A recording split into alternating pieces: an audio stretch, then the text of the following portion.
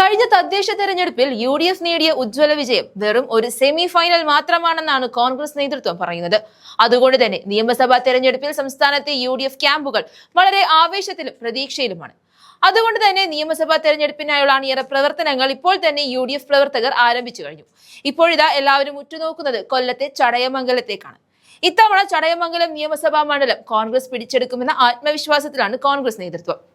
അതുകൊണ്ട് തന്നെ തികച്ചും അനുയോജ്യരായ സ്ഥാനാർത്ഥികളെ തന്നെയാകും ചടയമംഗലത്തിറക്കുക.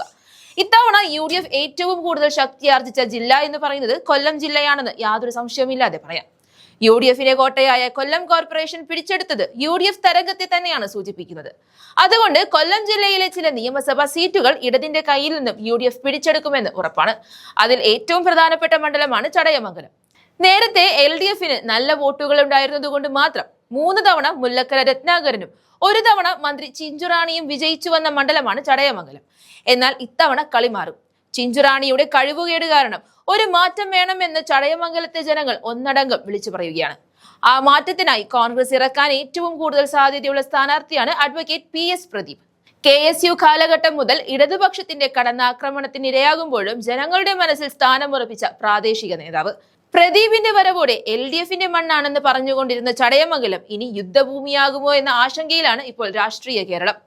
ഇടതിന്റെ കോട്ടയാണ് ചടയമംഗലം എന്നൊക്കെ പറയുമെങ്കിലും 2001 കോൺഗ്രസിന്റെ പ്രയാർ ഗോപാലകൃഷ്ണൻ ജയിച്ച മണ്ഡലമാണത്. അന്ന് ആര് ജയിച്ചാലും 5000-ൽ താഴെ മാത്രമേ ഭൂരിപക്ഷം ഉണ്ടായിരുന്നുള്ളൂ. തുടർന്ന് വന്ന സ്ഥാനാർത്ഥികൾ പലരും മണ്ഡലവുമായി പരിചയമില്ലാത്തവരും CPI സ്ഥാനാർത്ഥികൾ മണ്ഡലവുമായി നല്ല ബന്ധമുള്ളവരായതുകൊണ്ടും UDFനെ മാറ്റി നിർത്തുകയായിരുന്നു. എന്നാൽ പ്രദീപാണ് ഇത്തവണ മത്സരിക്കുന്നതെങ്കിൽ ജനങ്ങൾ LDFന്റെ കൈവിടുമെന്നാണ് രാഷ്ട്രീയ നിരീക്ഷകർ തന്നെ അഭിപ്രായപ്പെടുന്നത്. അത്രയും ജനകീയനായ ഒരു നേതാവ് തന്നെയാണ് പ്രദീപ്. കൂടാതെ നേരത്തെ കൊല്ലം ജില്ലാ പഞ്ചായത്തിലെ വെള്ളിനല്ലൂർ ഡിവിഷനിൽ നിന്ന് മത്സരിച്ച് വിജയിച്ച ചരിത്രവും പ്രദീപിനുണ്ട്. ചുമ്മാ വിജയിക്കുക മാത്രമല്ല ചെയ്തത്, ജനങ്ങൾക്ക് ആവശ്യമായ വികസനങ്ങൾ വെള്ളിനല്ലൂർ ഡിവിഷനിൽ കൊണ്ടുവരുന്നതിൽ നിർണായക പങ്കു തന്നെ അദ്ദേഹം വഹിച്ചിട്ടുണ്ട്. ഒപ്പം സാധാരണക്കാരുമായി ഒരു ആത്മബന്ധം സ്ഥാപിച്ചെടുക്കാനും പ്രദീപിന് സാധിച്ചിട്ടുണ്ട്. അത് തന്നെയാണ് ചടയമംഗലത്ത് ഇത്രയും ജനപ്രീതി നേടാനും കാരണം. നിലവിൽ DCC ജനറൽ സെക്രട്ടറിയായും INTUC നാഷണൽ എക്സിക്യൂട്ടീവ് അംഗമായും പ്രവർത്തിക്കുന്ന അഡ്വക്കേറ്റ് PS പ്രദീപ് KSUവിലൂടെ വളർന്നു വന്ന മികച്ച ഒരു പ്രഭാഷകനും സംഘാടകനുമാണ്.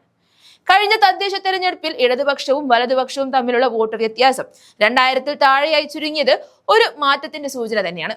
ഔദ്യോഗികമായ പ്രഖ്യാപനങ്ങളൊന്നും വന്നിട്ടില്ലെങ്കിലും ഇത്തരത്തിൽ ജനകീയനായ പ്രദീപ് സ്ഥാനാർത്ഥിയാവുകയാണെങ്കിൽ ചടയമംഗലം UDFനൊപ്പം നിൽക്കുമെന്നുള്ളതിൽ യാതൊരു സംശയവും വേണ്ട.